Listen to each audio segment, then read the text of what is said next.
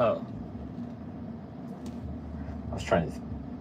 It wasn't made by teenagers. Yeah. It was made by people in their parents' and grandparents' generation. Sounds like Malcolm Gladwell. And sure, ideas spread on television more quickly. So to the extent that things are more viral. So yes, sure, Woodstock, footage from Woodstock would be shown somewhere else. But I guess the main thing is television rotting kids' brains. That's what people thought. It's going to warp them. They're going to come out all weird and terrible.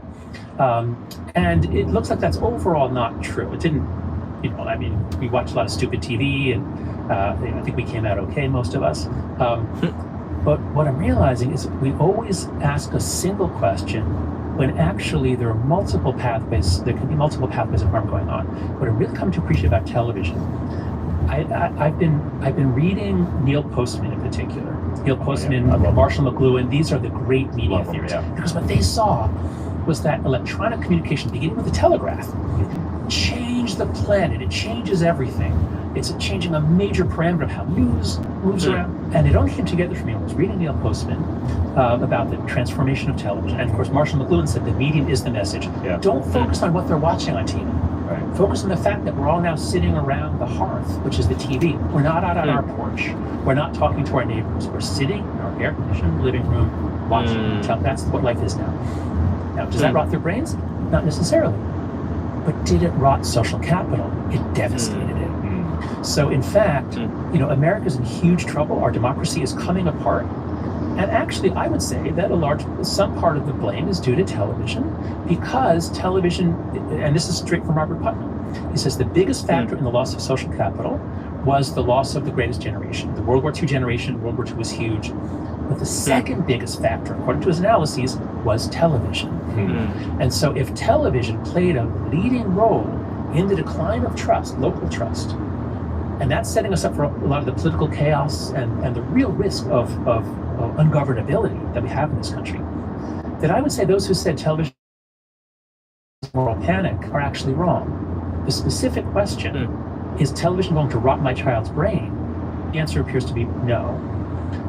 But is television okay? Is television a positive good for society? That's a very different question. And in the long run, the answer might be no. It's not good for society. And especially in the 80s when cable television came out, right? Like, and you started, maybe TV wasn't the moral panic, but it started disseminating moral panics, right? You had the satanic child abuse panic. There were a number of things throughout the 80s because as a culture, we hadn't developed the antibodies to understand what was just bullshit, right? And there's a lot of very interesting, intelligent writing in the late 80s, early 90s.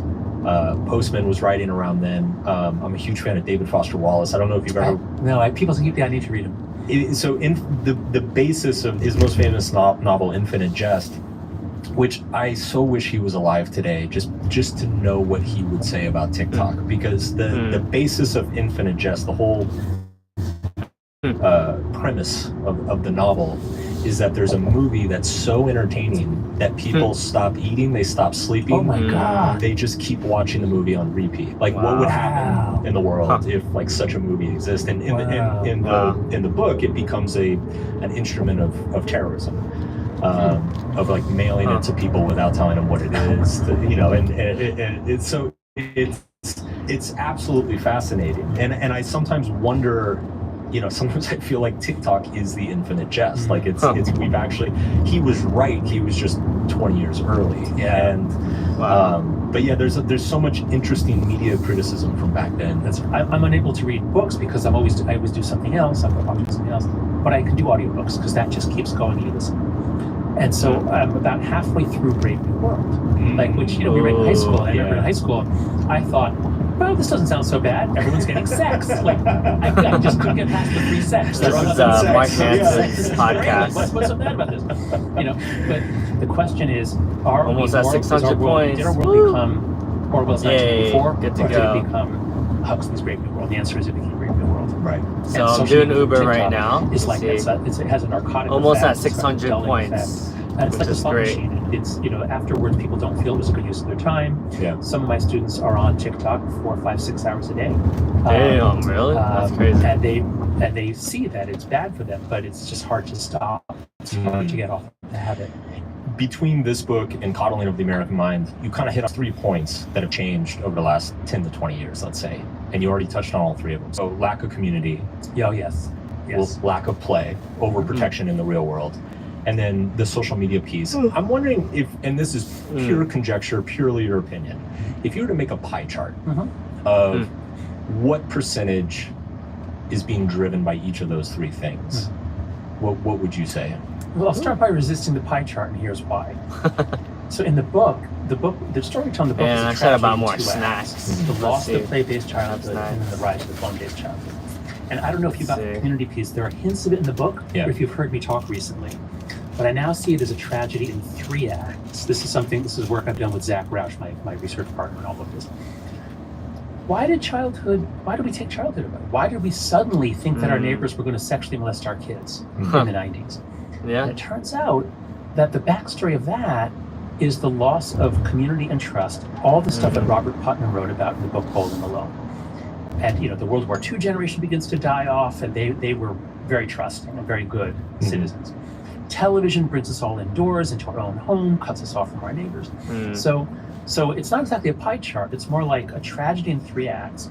If we didn't lose community, then we would not have locked up our kids. We would not have said, I can't ever let you out because I can't trust the adults near me. So good. In Scandinavia, they didn't lock up their kids. In Scandinavia, they still have high trust. They let the kids walk around. So the loss of community, I'm not going to give it a pie chart. I'm going to say this is a mega social problem, which could do us in. I mean, you can't have a large, diverse, free society when you don't trust each other or institutions. So this is a gigantic problem, which had one of its unfortunate side effects is it drove the loss of the play-based childhood. Now then, the loss of the play-based childhood, as long as kids are now all indoors, we're not letting them out, but just in the nick of time, the internet comes in. And so our kids, especially the boys, are perfectly happy to sit there all day on a computer.